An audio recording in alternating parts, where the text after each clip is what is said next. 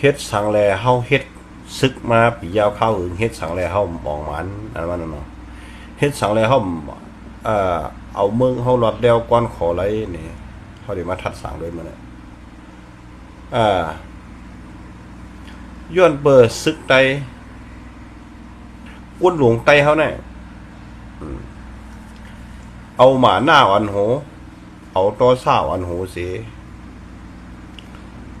อ่อนๆต่อคือเบิ่นอ่อนๆต่อไตโกดได้เสมุกจุมเอยหลีเสหันกวนในเฮือนในเยเนี่ยเป็นผู้เข็นแบบ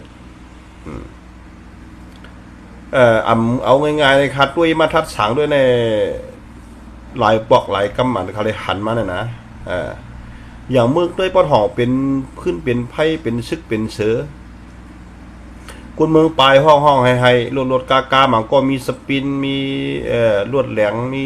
สังเกตยอกกันก็เอาเป็นปุ๊กเป็นป้วยขี่กับปลายออกเวงออกวานว่าพงจังตั้งก็อุ้งเปออันนี้เป็นนาดีจุ่มได้ผีวันให้ดินเขายำแขนดอกคนเมืองขาหันมากเลยนะขาโดนขาหันมากอันหันในวิดีโอนะอย่างเป็นต่างโน่นเนาะขาหันคนเมืองในห้องให้กับห้องตายคำเพิ่นซึกไตเฮาอันว่าอันเฮายำแขนตัวไตนั่นกันนั้นเอาปุนฟันสั่งเลยเฮ็ดสั่งบันคนเมืองไรซ้ำแทงข้อที่2เมื่อเขาลำโคลายนั่นควรยอมซึกจะใน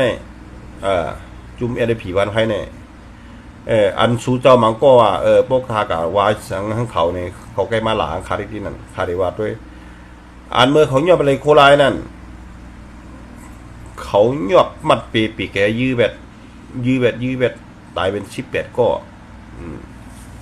ซ้ำแทงจอมตาเขายอมอะไรแขนเจ็บขาหักได้เลยมันก็ยอมมัดปีแกยื้อแบบมันก็ยอมยกมือก็ยื้อแบบในวิดีโอก็พี่น้องเขาก็ดีเลยหันออกอันนี้เป็นรองอันที่ว่าเฮาอ้นดอกเบิ้นเฮาแข็งดอกกันขึ้นก็ได้เป็นป้ายวนอันนี้เป็นกุ้นหลวงไตเฮาอันนี้เฮาเหลียวกูบุญมัน5วันเหมือนไหนอันเขาเฮ็ดดอกไตเฮาได้ซ้ำแทงอันนึงที่3เมื่อเขาตึกอันที่ลาเซียวนั่นก็กำไดซึกมานอันบาดเจ็บอันตายอันบาดเจ็บตั้งลูกล้างนางมีซึกมานอันนั่นหันเจ้าหันใจสู้เวียนเท่านั้นใส่มันตายได้เป็นก้นเก่าบุญพรปลาลูกน้องตะเปงกับต่อใส่ก้าอะโลบางก็เขียนพุทธขาหักซึกมานั่นนะเขาบอกมันกลางเหรออาจารย์ว่าเขาเป็นก้นบุญพรต่อมาส่งมันมาในเมืองใหญ่จะหันใจสู้กาปลากว่าก็เหนือกาจอมก็เดียวนี่แหละผาเพื่อลงเจ็บอินก็โอ้ยในก็เป็น3-4ก็อันในตู้ตาไตได้เขาจะเห็นไหนยอมเชื่อเขาดูยื้อแบบมองเป็นผู้เขียนอะไรเขาจำเห็นไหนอันในขนาดเขามันนี่ว่าโคไลNCAอันในลายเฮ็ดเขาในนาซี NCA เขาน่ะลายเฮ็ดจังไหนเนี่ยเขาเป็นผู้เขียนเขายื้อเป็นคนเมืองตายเป็นกาหือเอามาปล่อยก็โดนก็เมืองจากเขาด้วยเขาหันเผาโฮมมันด้วยเดียวกันไงฮะเผาโฮมมันเมื่อลาเชลเขาก็ขึ้นบางกลุ่มเมื่อเขาดึงโคไลเนี่ยก็ป้าเขาจุ้มเขาเนี่ยป้าจุ้มเฉียดเทียนนั่นแหละอันในขนาดอะไรว่าอันขายกล้วยขอวานั่นกับโฮมมันอันในเขาNCAโบเขามันอันมันอันในกุนเมืองก่อนตอนนี้ป่องเจอโยมดาดวิดีโอเป็นคนต่างลงว่าเต็มเหมือนเสียงอันในน่ะเมื่อเขากับอุบลดาราเชลเมื่อเขารับดึกโคไลเจนก็มันก็เอาเครื่องมินจอยปล่อยหมักเสือจอยก้นโคไลตายแล้วไปเจ้าหรอ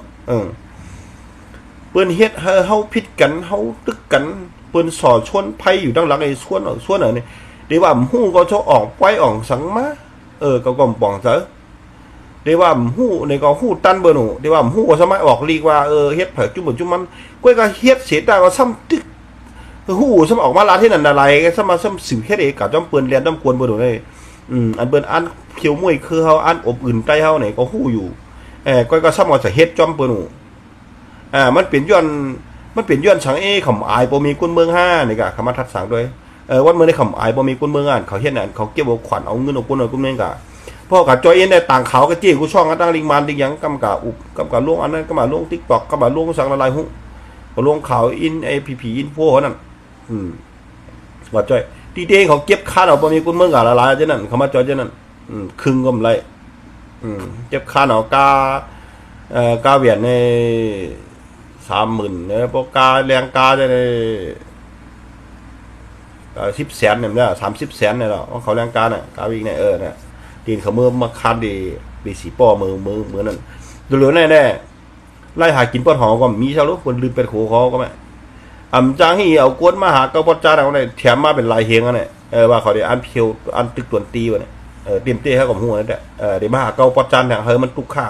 อันนี้เป็นแผนเบิ้ลเฮ้ยมันมีเฮ้ยกวนเขาไปเฮ้ยกวนเมืองเขาตุกข้าเฮ้ยกวนเมืองเขาผ่านมีเฮียงเงินเฮียงแต่ที่เลี้ยงตัวเจอกวนเมืองผ่านนาทีชูในพวกปองปันวานเมืองเฮ้ยขึ้นใหญ่เหมือสูง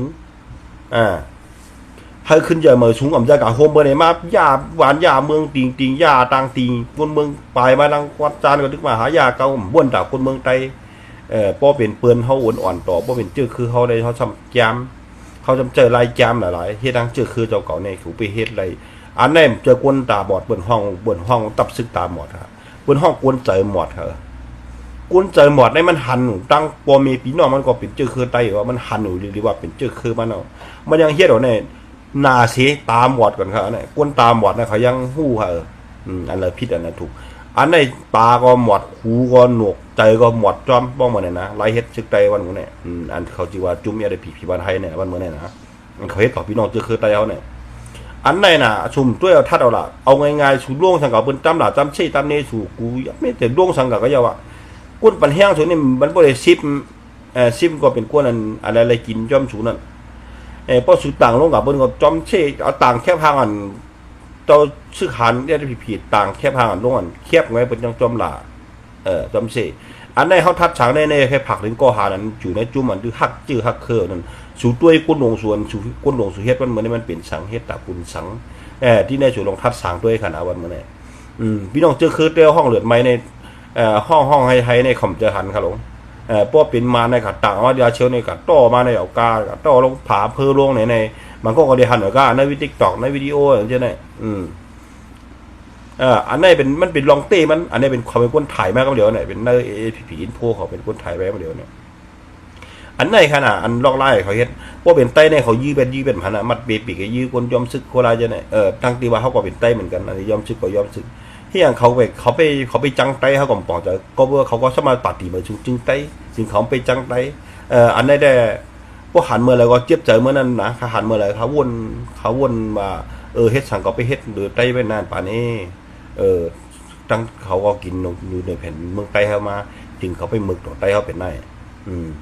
เขาเนี่ยมีใจเมตตากรุณาหรือชื่อคือไต้เขาสีนะลองทัดสั่งตัวดีๆค่ะนะ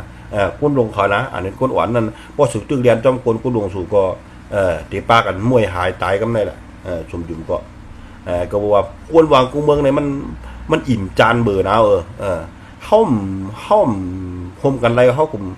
หาล้ำยาล้ำเก่ากันนี่มันมีพรเลี้ยงสาเจอคือใต้เนี่ยก้นเมืองก็ตกย้อนก็คือก็ทอมาเอาหูเอาสังเขาช่วงตลาดสังเขาก็บอกให้เขาเจอดอกไล่แก้วอะไรเพราะว่าย้อนมาก็ได้ปันก็เอากองจี้เอายังต่างเอาข้าเอาเตี้ยเอาเงี้ยเอาให้ในมันเจอดอกไล่เนี่ยอะไรนะอันใน5อันเอาเป็นกุ้นหลงไต้สื่ออันมันเราเป็นกุ้นหลงไต้เป็นเจ้าซึกหลงเจ้าหานหลงเจ้าปู่พังหางคือเข้มมาเนี่ยสู่ทัดสางด้วยนะวันเมื่อในกุ้นเมืองไต้ก็ตอนนี้หู้ตัวอยู่ว่าวันในเขาเหตุการณ์ปันเผอเหตุการณ์ปันปูนตาเผอปูนตาเครือเหลอ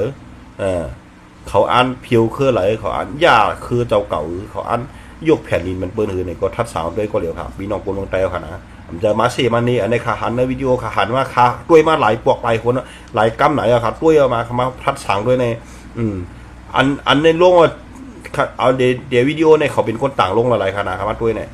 ควันเดียนเป็นตัดเจ้าคือไต้ในขำหันเสียมิวตัดเจ้าคือไต้เด็กขึ้นเยอะเนี่ยเหตุการณ์เมื่อตั้งเหตุการณ์เขาเหตุการณ์เขาเบิ้ลหมักมีขึ้นใหญ่เลยทั่วมาเผียวมือยอมเผียวมือเจ้าคือเจ้าเก่าในขาหันเมื่อไหร่เตะขาได้นะขายุ่มยำมาครับขาหันเจ้าไหนเตะก็เปิดแดมหูขากำเจอกับขาชูยุ่มค่ะชูเข้าวัดด้วยในวิดีโอชวนต่างกันเนี่ยเป็นจุ่มเขาเนี่ยก่อนต่างลงเพราะเขายื้อโคราชเนี่ยเกี่ยวกับบ้านหนีมาเปี้ยมาแต่ก่อนเราเราซุ่มข้ามย่อกันว่าถ่ายลงในอันนั้นมันเป็นลอกไล่เขาก็หันมากับตากูก็บอกจะเป็นคำเลยมาจี้น้ำบาจังอันจุ่มไหนอย่าอันมาก้อนไปหู้ว่าเมื่อกลุ่มเซ่เน่เนี่ยคัดทัดฉางในป้ายวนส่วนตัวเขาก็หันมาเชิงไหนเนี่ยเขาก็มาใครนี่ก็บอกได้เชิงว่า ถูกจะมีก่อมถูกจะพึ่งเมียงมาก็เกียกมาก็เกียกถ่อมเอาน้ำใจชูถ่อมเอาหูไว้เอาใจได้ถ่อมให้วนด้วยทัดสางด้วยเนาะจำใจก็ว่าสังว่าคาราดกว่าเลยมันก็เตอก่อนหักจาดูเต้เนี่ยมีใจหักก็เขาก็ย้อนน้อมเนาะสังว่าก็บ่ว่าก้นเฮาในมีสังดีกูก็ข้าก่อมจะว่าข้าเป็นก้นดีโหปากเต็มก้นอันต้วยว่าดีก็ดีก้นอันต้วยว่าหมึกก็หมึกก้นอันต้วยว่าเรื่องก็เรื่องอยู่ที่ก้นต้วยค่ะนะฮะเฮาในเฮาเฮ็ดสังเฮาก็เฮ็ดไว้กับคำก็ย้อนกินเก็บกินขวัญไผเต็กคานไผมาวัดออกมาหลมาถอมคัดหมดหลมาหยุ่มจอมคานคารัดไหนก็บ่จังได้ข้ากอมก็เก็บขวัญเอาบ่แม่นคนเมื่อยมาเฮ็ดหานเฮ็ดยินเนี่ยตีคานเนี่ยข้าก็เฮ็ดกินช้างข้อเดียวข้าก็นะเฮิรนข้าก็กินอิ่มนอนรับอยู่กูก็ต้นย้อนกินข้าวเผอมันก็ว่าเมื่อหาล่างทางคิวน่ะนะอยู่เฮ็ดขี้คาวหนูต้องวุ่นเมื่อหาหม้อนี่ข้าก็เฮ็ดของข้าวไว้ข้าก็มีกินมีเจอมีกูมีอ่ะมันต้องมาว่าข้าก็ก็เก็บขวัญเก็บคานข้าก็มาเลี้ยงขายเปียลอยมึงวัดจานก็มาเลี้ยงRCSก็มาเลี้ยง SP ก็มาเลี้ยงขาเลี้ยงตูขาก็เรียกไว้ก็บ่เจอแล้วข้าก็ลาดอันคาหันอันคาทบอันคาวนออกมาไหลคาล้อมหันเอาคาล้อมเจ็บใจก็บ่ว่าเป็นจื้อคือไตในเผอก็ยาว่าปวดหอกแล้วยาปวดจานก็ยาเผอตายข้าก็อินหัวอันเป็นตายนั่นวนตายนั่นมันเหลืออะไรดั้งหรือมันไว้การเขาให้มาทัดสังมาได้ว่าเขาเฮ็ดจังไหนเฮาไหลสังปืนเฮ็ดปืนไหลสังให้ชูเจ้าทัดสังด้วยก็เรียกมาสู่ครับ